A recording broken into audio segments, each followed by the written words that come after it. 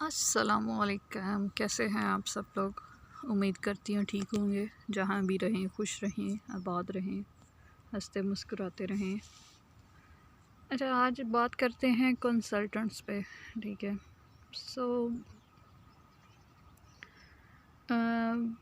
सबसे पहले मैं यही कहूँगी कि प्लीज़ कंसल्टेंट जब भी चुने तो सही देखभाल के मतलब के चुने, क्योंकि ये बाद में आपका केस ख़राब भी कर देते हैं और काफ़ी आपको ज़लील भी होना पड़ता है। आपके पैसे भी डूबते हैं और ज़लालत अलग से होती है, और मतलब कि इनटेक भी जाता रहता है। सो जो भी करें मतलब कि देखभाल के सही से पहले अपनी रिसर्च करें, दैन किसी को अपना केस दें। उससे पहले कभी ऐसे सड़क छाप जो भी होते हैं कंसल्टेंट, उनको कभी भी ना दे। इवन के जो अच्छे होते हैं वो भी कभी कभी केस ख़राब कर देते हैं, ये नहीं आप कह सकते। अच्छा, मैं आपको अपनी स्टोरी बताती हूँ। मैंने यूके आने के लिए मतलब कि जब स्टार्ट किया था प्रोसेस, वो मैंने 2021 में, सन 2021 में मैंने शुरू किया था। अब यहाँ का एक कंसल्टेंट था यूके का ही, ठीक है, हमारे जानने वाले थे, तो उनसे मैंने रब्ता किया। सो उन्होंने मेरा अप्लाई कर दिया हार्टफोर्डशायर यूनिवर्सिटी में। ठीक है, उसकी फ़ीस थी 15,000 पाउंड। ठीक है, 15,000 पाउंड जो थी ना, उस यूनिवर्सिटी की फ़ीस थी। अब मैंने फ़ीस दे दी हुई है 5,000 पाउंड। तो तकरीबन सब कुछ ही हो गया। उनका टेस्ट था पीवीटी, वो भी मैंने क्लियर कर लिया। अच्छा, वो हो गया सारा कुछ। तो एट द एंड उस वक़्त उस यूनिवर्सिटी में इतने बच्चे आए थे, मतलब कि ये कंसल्टेंट वगैरह ने सारे बच्चे ही जो रेफ़र जो किए थे ना, वो उस यूनिवर्सिटी को किए थे। तो रेफ़र करने का ये होता है कि यहाँ मतलब कि जो कंसल्टेंट्स वगैरह होते हैं ना, वो उनको कमीशन मिलती है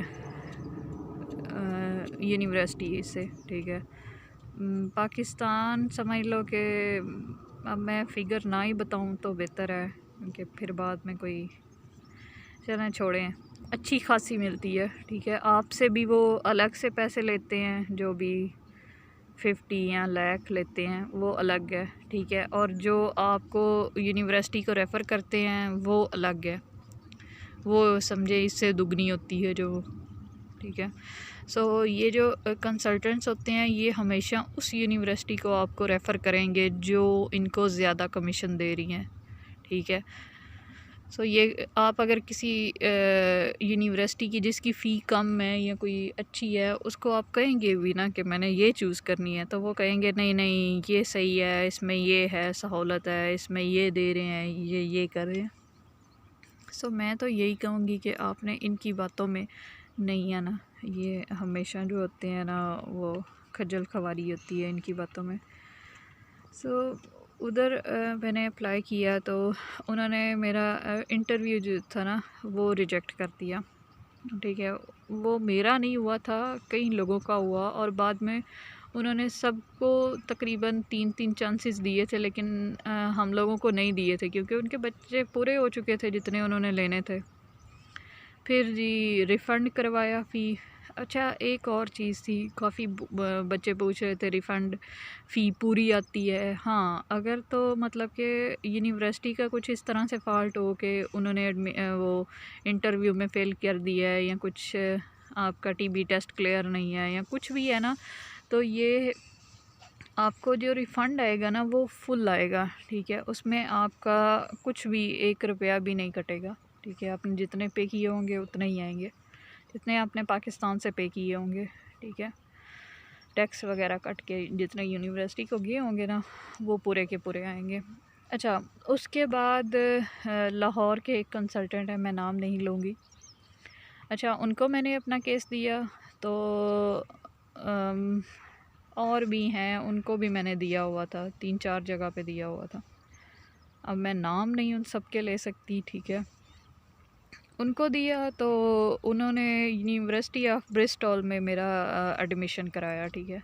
उसकी थी 3000 फ़ी थी, फ़ी भी भर दी, इंटरव्यू भी उसका क्लियर हो गया, ऑलमोस्ट सब चीज़ें जो थी ना उस यूनिवर्सिटी की क्लियर थी। लेकिन एंड पे ये हुआ कि एंड पे 1 मंथ रह गया था, इवन कि मैंने अपनी स्टेटमेंट जो थी ना वो भी स्टार्ट करवा दी हुई थी।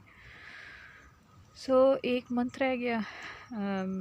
तो उन्होंने कह दिया कि हमारे पास मतलब कि हॉस्टल जो थे ना यूनिवर्सिटी के वो फ़िल हो चुके हैं, तो हमने एक आपको फॉर्म भेजा था, आपने वो फ़िल आपके कंसल्टेंट ने नहीं किया, सो इसलिए हम आपको कैश लेटर नहीं इशू कर सकते। ये लें जी, मतलब कि अच्छा ख़ासा जिसको कहते हैं वो एक बंदे के लिए टेंशन का वो बायस बन गया। तकरीबन वो क्या उसको कहते हैं, बंदे को पैनिक अटैक आ रहे थे कि ये कैसे हो सकता है, सारा काम मेरी इवन के स्टेटमेंट चल रही है वो मुझे अलग से नुकसान होगा, मेरी फ़ी है, सब कुछ है, एट द एंड आप कैसे कह सकते हो कि हम कैश इशू नहीं कर सकते। जस्ट 1 मंथ रह गया था जनवरी इनटेक में। सो वो सब कुछ ख़त्म हो गया।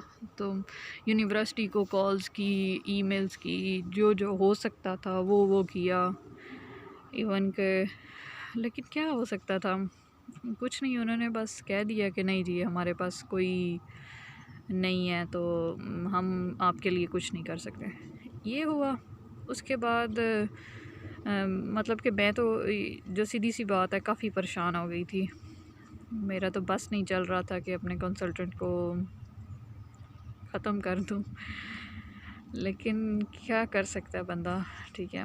अच्छा, उसके बाद फिर ये जो यूनिवर्सिटी है ना बीपीपी यूनिवर्सिटी, इसमें मैंने ख़ुद ही अप्लाई किया था, ठीक है।